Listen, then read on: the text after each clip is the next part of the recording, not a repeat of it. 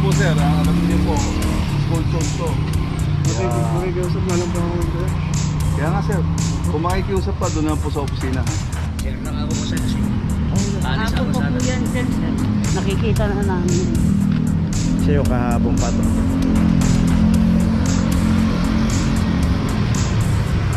Ano yan, boss? 900 po, boss. Ha? 900 po.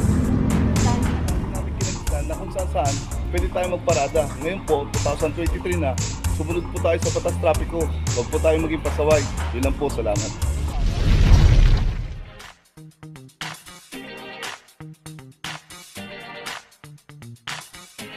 Papajo TV!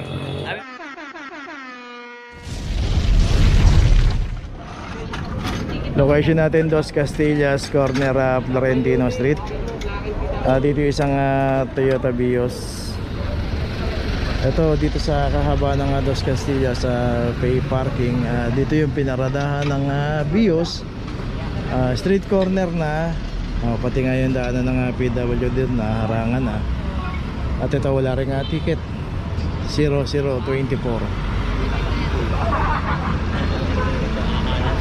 Ang hirap mo nga.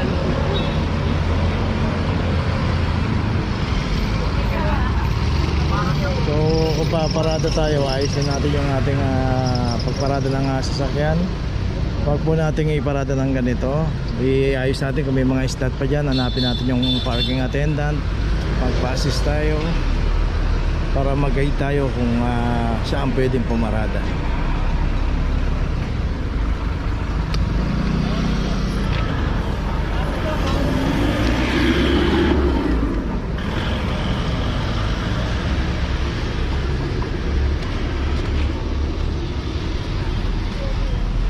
Okay, ito meron na rin notice. Tuloy na po tayo. Location natin Loyola Street, corner Hoxton. Dito na may isang Innova. At ito meron na rin club number 2341. Dito rin pumarada sa kahaba ng Loyola Street, Mabuhay Lane.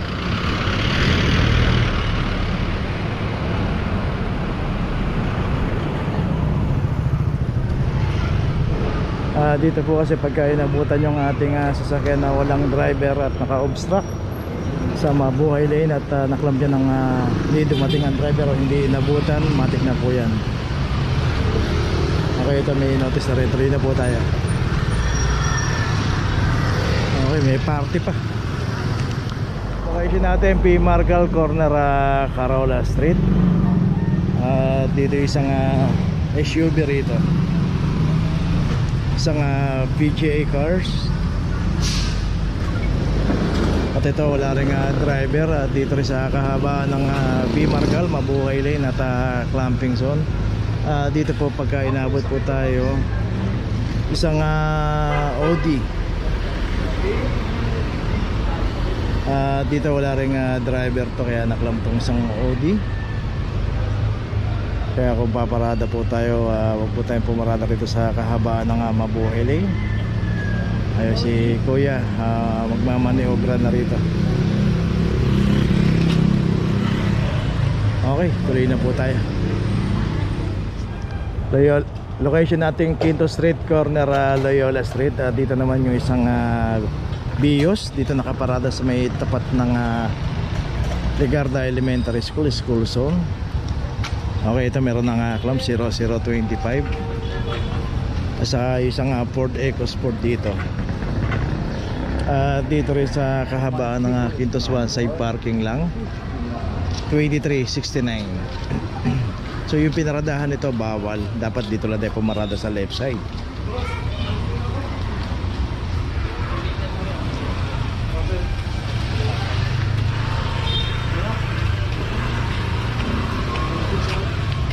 Alis din pa ba yung po ako?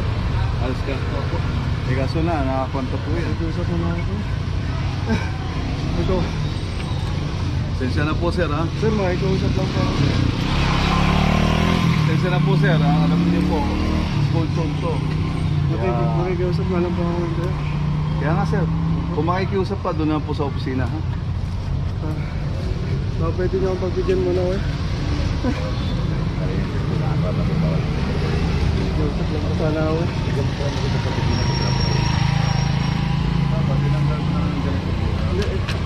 nag-CR ako pa. Kaya nga patakbo ko ng takbo eh.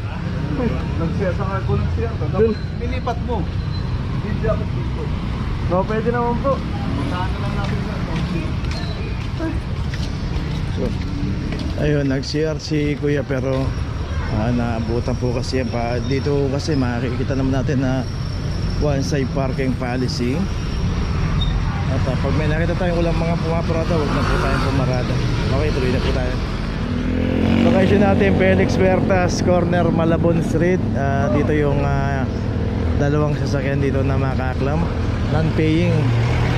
Hindi po nagbabayad ng parking dahil po sa kahabaan ng Felix Huertas ay pay parking po yung makikita natin. Both side may mga nakaparada rito.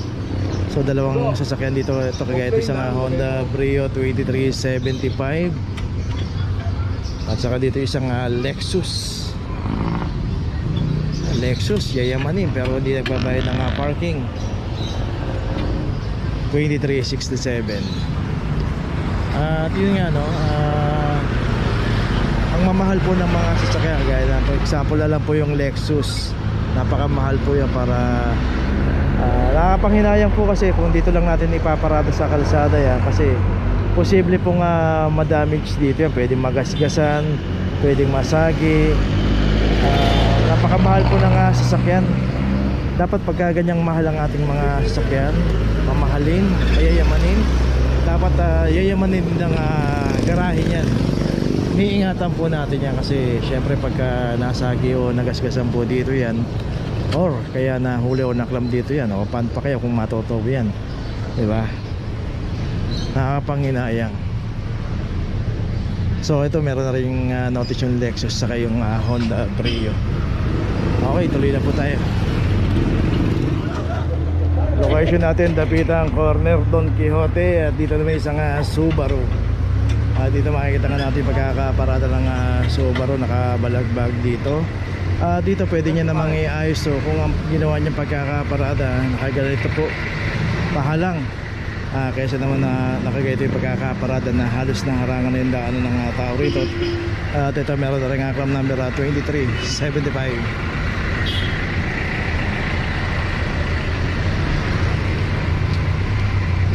So pagka ganito po, iayos lang po natin yung ating pagparada. O kaya kung wala talaga tayong mapaparadahan, itong Don Quixote, ayan, meron pong pay parking dyan. Hanapin lang po natin yung parking attendant at pagpasis lang tayo para kung paparada tayo at lalo kung matatagalan tayo. Ito may notice na rin yung isang Subaru.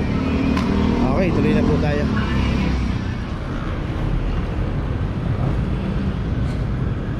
Location natin, Maceda, corner Maria Clara. Dito isang Honda CR-V.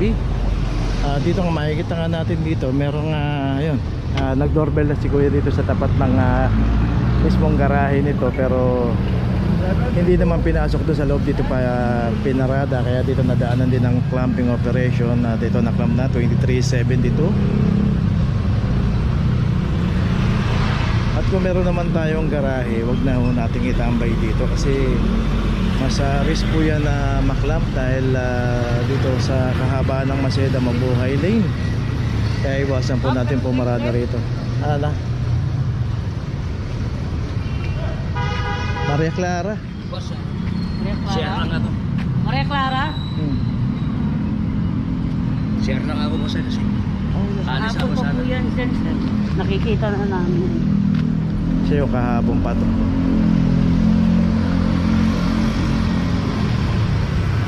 Ano yan boss? 900 po, boss. Ha? 900 po. Tanya na lang po sa Kalma. Hindi ko alam yan boss eh.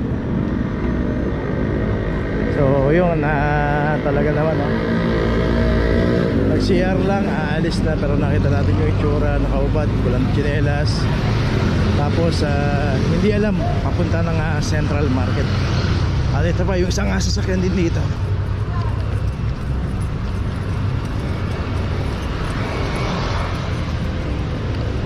Ito naman isang Ford Territory 2342, yun nga no? Hinarangan din yung isang daanan ng PWD ron. Doon pa mismo tinapat. Dito nga kasi ginagawa pa kasi yung kalsada rito. Ayan, di pa naman tapos to pero Hindi po dahilan to para paradahan natin. Okay, ito may notice na rin.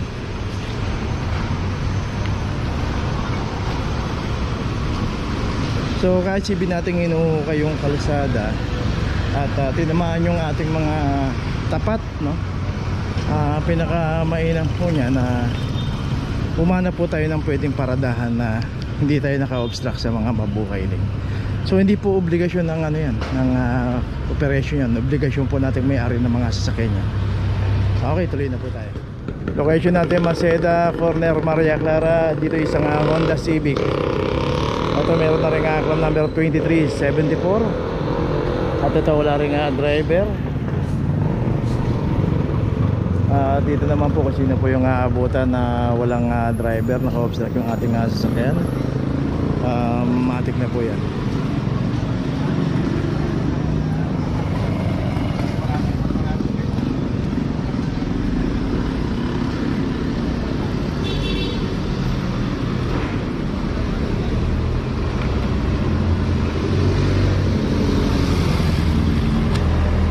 Okay, ito meron na rin notice. Ayun, lumag-log ng parang patingin. Oo nga, ito may laki nga ng garahe sa loob. Saka itong isang Montero, ito meron daw permit o MOA. Okay, tuloy na po tayo. Ito may MOA. Oo, may MOA. Location natin Maceda, corner Calamba Street. At dito na may isang Toyota Wigo. Ang nakaparada rito walang driver.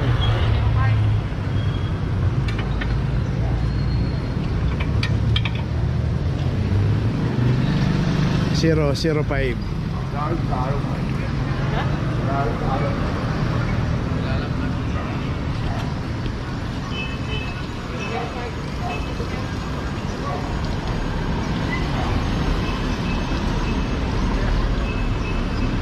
Okay mo kung meron pang ikaklam dito. Teka, punta natin.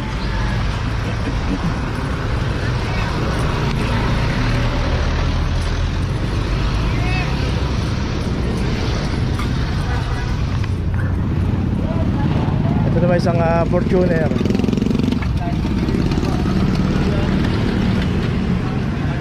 At ito wala ring driver. Dito na lang iniwan yung sasakyan. Parang pick up pa po. 2371. Bilis ka po.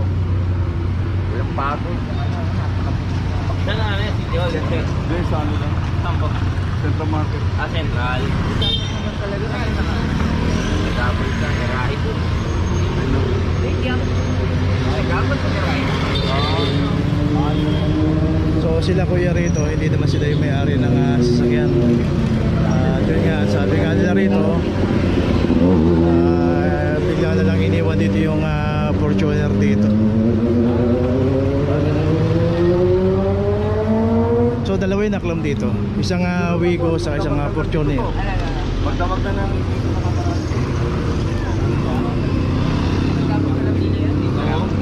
kaya nga oh. So si kuya na unawaan naman, no? Dapat alam nila yan na may dapat mayroon silang sariling garahe. Okay, tuloy na po tayo.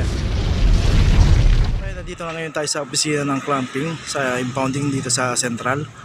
Dito na po nagtatapos ang ating vlog. Maraming salamat po sa mga subscriber, sa mga viewers, sa mga napadaan po sa ating channel. Maraming salamat po sa mga suporta nyo. Sa mga hindi pa po nakakapag-subscribe, subscribe na po tayo mga kabayan. Maraming salamat po. Mabuhay!